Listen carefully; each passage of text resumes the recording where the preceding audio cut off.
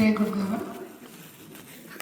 అమ్మ పాద పద్మలు నా హృదయపూర్వక నమస్కారాలు అమ్మకు చేస్తూ ఇక్కడ అన్ని శివయ్య స్వామి గురించి నా హృదయపూర్వక నమస్కారం తెలియపరుస్తున్నాను. కాబట్టి ఈరోజు నేను ఓ మిడాకిల్ ఇక్కడికి వస్తాను నుంచి అనుకోలేదు, మీ అందరితో గడుపుతాను నుంచి నాకు అనుకోలేదు. ఈ అవకాశం ఇచ్చిందంటే నన్ను ఇప్పుడు అమ్మ తోలుకొచ్చినట్టే. ఇక్కడ జరిగే ప్రోగ్రాం కానీ ఏమీ తెలియదు. ఎందుకు అమ్మ నేను అనుకోకుండా మహబూబ్ నగర్ వచ్చాను. ఆ మహబూబ్ నగర్ వచ్చిన తర్వాత కొంచెం నారాయణపేటలో పని మీద వచ్చాను. కానీ అక్కడంటే ఎందుకు అమ్మ నువ్వు వచ్చేస్తావా లేదా అన్నట్టు ఏదో ఒక తెలియని ధ్వని నన్ను పిలిచడం జరిగింది. నాన్న అమ్మగారు వస్తాను, ఎందుకో నాకు మా గురుగారు చూడాలనిపిస్తుంది, వెళ్ళిపోదాం పదా అని చెప్పి మా శిశు బృందంతో అందరం కలిసి అమ్మగారికి వచ్చాం. కాబట్టి ఈరోజు అమ్మవారి యొక్క దర్శనం, మీ అందరితో 4 మాటలు చెప్పుకోవడం ఇదంతా కలిపి ఉంటే అమ్మ. కాబట్టి అమ్మ ఆజ్ఞ లేనిది ఏమీ జరగదు. అమ్మ నడవాడ దైవం.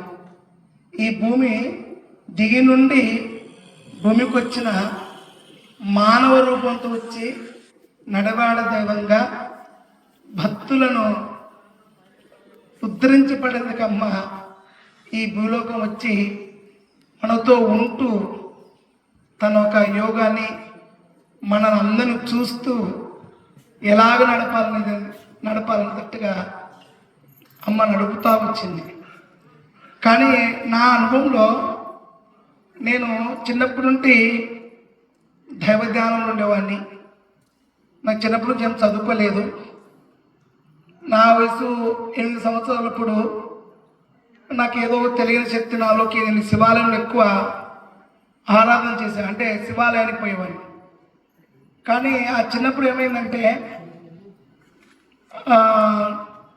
మా అమ్మ నాన్న బడికి పంపించేవాళ్ళు, నేను బడికి పోను అనేవాడిని. బడికి పోనంటే సరే ఆ పిల్లలు వచ్చి తీసుకుపోతారని చెప్పి ఆ టీచర్స్ ఆ పిల్లలు వచ్చి తీసుకుపోయేవాళ్ళు బడికి. మీరు బడికి తీసుకుపోతారని చెప్పి మా ఊరిలో ఒక పాడవని శివాలయం ఉండేది. నేను ఆ శివాలయంలోకి వెళ్ళిపోయి దాక్కున్నాను. అక్కడ ఎవ్వరు రారు, శ్మశానంలో ఉంటుంది శివాలయం. చుట్టూ ముళ్ళ కంపలు, దాంట్లో పెద్ద పెద్ద గబ్బిల్లాలు. నేను దూరిపోయినాను. లోగ శివాల గర్భాలయం అనుకున్నాను. అది చీకటి మందిరం, పగులు రేయి కనపల్లె. అట్టనే ఆ శివాలయంలో 3 రోజులు అక్కడ రేయి పగులు అక్కడే, నైట్ పగులు అక్కడే ఉన్నాయి. ఇంకా నాకు దప్పిక కానీ నీళ్ళు కానీ ఏం అనిపించలేదు. అప్పుడు 3వ రోజు ఒక అవాతాత వచ్చాడు. ఎట్లా వచ్చారు తెలియదు. అయినా అమ్మలు చాలా బాధపడుతున్నారు, నువ్వు ఇట్లుంటే ఎట్లా, 3 రోజులు అయితే నీళ్ళు తాగలేదు, భోజనం లేదు, అమ్మలు బాధపడుతున్నారు, రానాయన పెరగన్నం తిందు అని చెప్పి అవ్వ వచ్చి నాకు పెరగన్నం పెట్టాడు. తర్వాత నీళ్ళు వేయడం, వాళ్ళు ఇచ్చిన తర్వాత పిల్లల్ని పెట్టుంటే ఎట్లా చదువుకోవాలని అని చెప్పి నన్ను నిద్రించి చోకొట్టారు. నేను ఆ టైం నిద్రపోయాను. లేట్ చూస్తే ఎవ్వరు లేరు. నేను దూరడానికే కష్టంగా ఉంది. కానీ వచ్చిన అవాతాత ఎవరనేది అర్థం కాని స్థితి అయిపోయింది. అప్పుడంటే నాలో ఏదో ఒక తెలియని శక్తి ఆవకించేసి తర్వాత నేను తిరుగుతూ ఉండి కొద్ది రోజులు అక్కడ దేవుని సేవ చేస్తూ ఉన్నాను. తర్వాత కొద్ది రోజుల తర్వాత నాకు అందరి నుంచి ఒక ప్రశ్న వేశారు. నాకు గురువు అంటే శివుడు అనుకున్నాను. నీకు గురువు ఎవరైనా తట్టుగా ప్రతి ఒక్కరు అడిగేవాళ్ళు. నాకు గురువు ఎవరున్నారబ్బా, నా గురువు నాకు శివుడు కనపడ్డారు, వాళ్ళే శివపార్వతులు అనే తట్టుగా చెప్పిన శివపార్వతులు కాదు, నీకు ఈ లోకల గురువు ఎవరనే తట్టుగా కొంతమందిని ప్రశ్న వేశాను. అప్పుడు నాకు కొంచెం బాధాకరమయ్యి నేను ఒకరోజు మహబూబ్ నగర్ వచ్చాను. వచ్చి నా మనసులో అదే బాధ ఉండేది. నేను నా గురువు ఎవరు లేదని అంటున్నారు కదా, గురువు ఎక్కడ ఉన్నాడు అని ఏడ్చుకుంటే ఏదో బాధతో నేను ఆ రోజు నేను పనుకున్నాను. తెల్లారుజామున అమ్మ వచ్చింది, మాతా మాణికేశ్వరమ్మ. కానీ అంతవరకు నేను అమ్మ పేరు వినడం కానీ అమ్మ గుడికి రావడం కానీ ఏది చూడలే. అమ్మ సూలం పట్టుకునేది, ఇట్లా కుప్పు కట్టి ఈ బుద్ధి రేకులు పెట్టుకొని వచ్చి నా తలను ఆమె తొడవలు పెట్టుకొని చౌకొడుతూ తల ఇట ఇముడుతూ ఉంది. నేను ఉండా కదా నాన్న, ఎందుకు భయపడుతున్నావు, నేను ఉన్నాను కదా అని అమ్మ చెప్పింది. చెప్పిన తర్వాత లేచి చూస్తే తెల్లారు 3 అయింది. ఏదోలే కళ వచ్చిందిలే, ఎవరో మహనీయులు ఎవరోలే సాధు పురుషులు ఎవరో కళ వచ్చారా అనుకున్నాను. తర్వాత పొద్దున్నే నేను లేచిన తర్వాత నా పూజా కార్యక్రమం అంతా అయిపోయినాక పొద్దున్నే ఒక ఆయన వచ్చాడు నాతో మాట్లాడడానికి. వస్తా ఆయన జోలుంటి నాకు ఏదో డబ్బులు ఇవ్వాలంటే జోలుంటి పర్సు చేయడంలో అమ్మ ఫోటో కింద పడింది. ఆ ఫోటో తీసుకున్నా. నాన్న ఇవి ఎవరు, ఎక్కడ, నాకు రాత్రి కళలు వచ్చింది, ఎవరు ఏమా, అమ్మ ఎవరు అని అడిగాను. అప్పుడు ఆయన చెప్పాడు, నాయన అమ్మ యానగొందులో ఉంటుంది, ఆమె భక్తుని నేను గత 15-20 ఏళ్ళ నుండి అమ్మకాడికి పోతుంటా నేను, ఆమె అమ్మ అని చెప్పాడు. లేదు నాయన నాకు రాత్రి కళలు వచ్చిందమ్మ, నా కళ్ళు వచ్చి నా తల ఏమిరింది, నేను ఉన్నానని చెప్పింది నాకు అని చెప్పింది. చెప్పిన తర్వాత ఆయన అమ్మని ఇప్పుడు ఒక మాట్లాడేది కల్చర్ ఏముండదు, అమ్మ అండగా ఆమె లోగా తపోధ్యానం ఉంటుంది కాబట్టి శివరాత్రి రోజు ఒక్కరోజు అమ్మ బయటకు వస్తుంది, మళ్ళీ గురు పౌర్ణమి రోజు వస్తుంది, అప్పుడు వచ్చి మీరు దర్శనం చేసుకోబడుతుంది, మిగతా అక్కడ అమ్మ రాదు అని చెప్పాడు ఆయన. ఆయన ఫోటో ఇప్పించుకున్నా. నా మనసులో అదేం మీద నాకు రాత్రి వచ్చింది కదా, మనసు ఉండబుద్ధి కాలే. అప్పుడు ఇంకా ఎమ్మడే మా భక్తులు దొరుకొని ఇంకా రోజంతా ఆలోచన పడి రాత్రి 9 గంటలకు మాపునగర్ బయలుదేరాను. ఇక్కడ 11-12 గంటలకు వచ్చేసాను. అక్కడ శివయ్య నాయన వాళ్ళు అక్కడ రూమ్ ఇచ్చారు నాకు, అక్కడ రూమ్లో ఉన్నాను. ఉన్న తర్వాత పొద్దున ఇంకా అమ్మ ఎప్పుడు ఇదంతా ఎత్తుకుతున్నాను నేను వచ్చి బయటకు వచ్చి. కానీ అమ్మ లోగా ధ్యానంలో ఉంటుంది ఆయన, అమ్మ రాదు అని అందరూ చెప్పారు. తర్వాత శివయ్య నాయన వచ్చి కలిసినప్పుడు, నాయన మా చేతిలో ఏం లేదు, అమ్మని పిలుచుకుందంటే ఆమె చెప్తుంది మాకు, మేమేం చేయలేము, అది మీ అదృష్టము, అమ్మ దయ, అమ్మను ఎలా అనుగ్రహిస్తే అలా నడుస్తుందని ఆయన చెప్పడం జరిగింది. సరే నేను అప్పుడు పోయి రూమ్లో కూర్చొని ధ్యానంలో కూర్చున్నాను.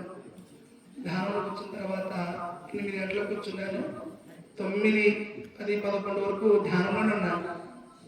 అప్పుడు అమ్మ పిలిచడం జరిగింది. అమ్మ గడ్డకు వచ్చింది. అమ్మ గడ్డకు వచ్చి అప్పుడు అమ్మ దర్శనకు అమ్మ వచ్చినంతగా ఇక్కడ స్వామి శిష్యులంతా శివయ్య స్వామి రావణకు అమ్మ వచ్చిందని చెప్తే ఎమ్మడే అమ్మ పోయినాను. అప్పుడు అమ్మ మనస్ఫూర్తిగా ఆశీర్వదించింది. ఏం నాయన రామోహన, దుఃఖపడుతున్నావా, ఎందుకు బాధపడుతావు నాయన, జీవితం అంతలకే నువ్వు వద్దనుకుంటావా, నీతో ఎన్నో కార్యాలు చేయాలా, ఎన్నో నీ గుండా కొన్ని ఉత్తరించబడాలా, నువ్వు గొప్ప సేవ చేయాలా సమాజంలో, నువ్వు వచ్చిన కార్యం వేరు, నువ్వు చేయాల్సిన కార్యం వేరు, నువ్వు అంతలకే ఈ జీవితం వద్దు, నేను వెళ్ళిపోతాను ఎందుకు అనుకుంటున్నావు మనసులో, అవన్నీ అనుకోవాకు, నువ్వు ఎప్పటికీ లోక కళ్యాణంగా కార్యము ఉద్ధరించబడాలి.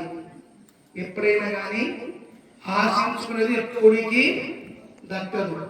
నేను కష్టపెట్టేదే నేను సుఖిస్తుంది, నువ్వు ఆశించుకుంది మాత్రం అది ఎప్పుడు సుఖించదు నాయన, దాన్ని వదిలేసే అని చెప్పి ఆ 2 మాటలు అమ్మవారు చెప్పి, అప్పుడు అమ్మ నాయన అప్పుడు ఈ కాషాయం ఇస్తున్నాను అని చెప్పి అమ్మ చేత కాషాయం, అమ్మవారి యొక్క పాదకులు, నాయన శివయ్య అక్కడ పూజ వల్ల నా పాదకులు తీసుకురాపని చెప్పి శివయ్య స్వామితో అమ్మవారి పాదకులు ఇచ్చి అమ్మవారి ఆశీస్సులు ఇచ్చి, నాయన నువ్వేం బాధపడకు, ఎప్పుడు ఈ అమ్మ కరుణ కృప కటాక్ష ఎప్పుడు ఉంటుంది, పంచాక్షర మంత్రాన్ని మనసులో అనుకో, చదువుకుంటూ శివనామాన్ని జపం చేస్తూ లోక కళ్యాణాన్ని ఉద్ధరించి అక్కడ మీ ఏరియాలో చేయాల్సిన కార్యం అంతా మీతో చేయాలన్నట్టుగా అమ్మ ఆశీర్వచనం ఇవ్వడం జరిగింది.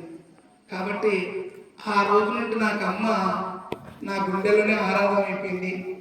అమ్మ లేనిది, అమ్మ పూజ లేనిది, అమ్మ మనసు తలవండి ఎక్కడ పోను.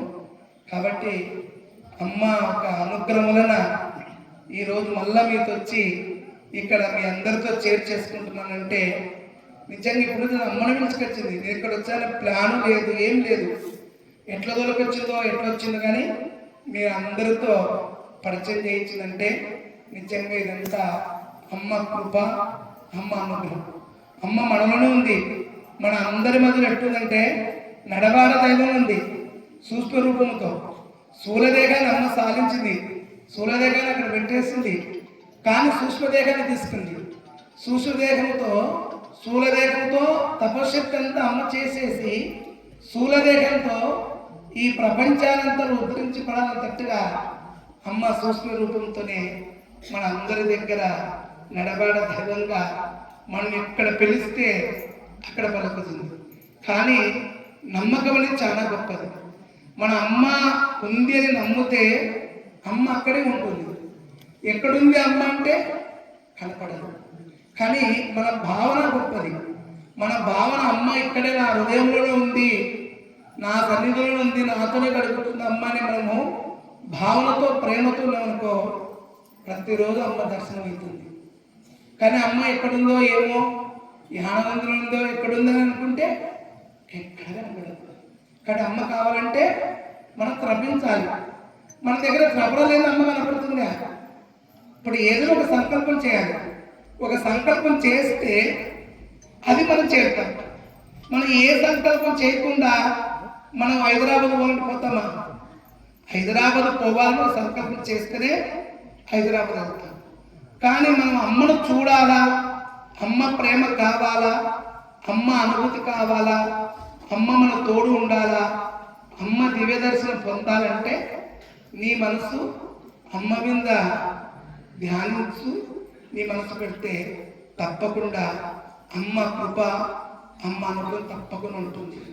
ఎందుకంటే భగవంతుడు అమ్మ ఇప్పుడు ఒక తల్లి ఉంది, తల్లి బిడ్డలకు పాలు ఇస్తుంది. పాలు ఇచ్చిన తర్వాత బిడ్డ ఏడ్చుకోకుండా బొమ్మలు ఆడుకునే వస్తువులను పెట్టి నువ్వు ఆడుకుంటుండు నాయన, నేను ఇంట్లో వంట చేసుకుంటా అని చెప్పి బిడ్డను అక్కడ వదిలేసి బొమ్మలు పెట్టి పాలు ఇచ్చి ఆ బిడ్డకు అక్కడ పెడుతుంది. అమ్మ ఇంట్లో వంట చేసుకుంటుంటారు. అప్పుడు ఆ బిడ్డ ఆ బొమ్మలతో ఆడుకొని అని చెప్పి ఆడుకొని కిల్లునే ఏడుస్తాడు. కిల్లునే ఏడిస్తే అమ్మ ఎక్కడున్నా పరుగున వస్తుంది. ఏమో నా బిడ్డకి ఏమో ఆపద అయిందని చెప్పి వచ్చి బిడ్డను ఎత్తుకొని ఏ నాన్న అని చెప్పి లాలించి పాలిస్తారు. అట్లాగనే మనకు అమ్మ ఈ ఒక భూలోకానికి పంపించింది. మన ఆడుకునేవని బొమ్మలు ఇచ్చింది. భార్య, బిడ్డలు, సంసారం, పిల్లలు, బంధాలు, భూములు, ఇల్లు, ఇవన్నీ ఆడుకునే వస్తువులన్నీ ఇచ్చింది. కానీ అవన్నీ అశాశ్వతమైనటివి, ఏదో ఒక రోజు అవన్నీ పోయేటివే. కానీ అమ్మ ప్రేమ ఎప్పటికి పోదు. అమ్మ ధ్యానము, అమ్మ సాధన, అమ్మ అనుగ్రహం ఎప్పుడు మనం పొందినామనుకో మన జన్మ రహితం. కాబట్టి అమ్మ రావాలని ఏం చేయాలి? మనం త్రపించాలి. అమ్మ నాకు ఇవన్నీ ఏమొద్దమ్మా, ఈ బిడ్డలు, పిల్లలు, ఆస్తి ఇవన్నీ నువ్వు ఇచ్చావు, నువ్వు చూసుకుంటావు. ఇవన్నీ నువ్వు ఇచ్చినావు కదా, నీవే చూసుకుంటావు. కానీ నువ్వు కావాలంటే ఈ బిడ్డలు, ఈ భర్త, ఈ సంసారం, ఈ బంధం అంతా నువ్వు ఇచ్చావు, ఇది నువ్వు చూసుకుంటావమ్మా. నాకు నీ యొక్క దివ్య రూపం కావాలి, నీ దివ్యమైన మంగళ స్వరూపం కావాలి, నీ యొక్క కృప అనుగ్రహం నాకు కావాలి, ఆ ప్రేమ నాకు కావాలమ్మా, నాకు అది చాలమ్మా అని చెప్పి నీ మనసు త్రపిస్తే తప్పకుండా అమ్మ మన హృదయంలోనే ఉంటుంది, మనతో ఎప్పుడు మాట్లాడుతూ ఉంటుంది. మనం ఎక్కడ పోతే అక్కడ నేను ఉన్నాను రా అని చెప్పేటట్టుగా మనకు పలుకుతూ ఉంది. కాబట్టి అమ్మ ఎన్ని అనుభూతులు అంటే చాలా అనుభూతులు చాలా ఉన్నాయి. మీకు కొన్ని నా అనుభూతులు షేర్ చేసుకుంటున్నాను. ఎందుకంటే నాకు ఈ అవకాశం ఇచ్చిన శివయ్య గారికి మళ్ళా మనస్ఫూర్తిగా ధన్యవాదాలు తెలియపరుస్తున్నాను. మీ అందరి గురించి నా హృదయపూర్వక నమస్కారం తెలియపరుస్తున్నాను. జై గురుదేవ, జై జై గురుదేవ.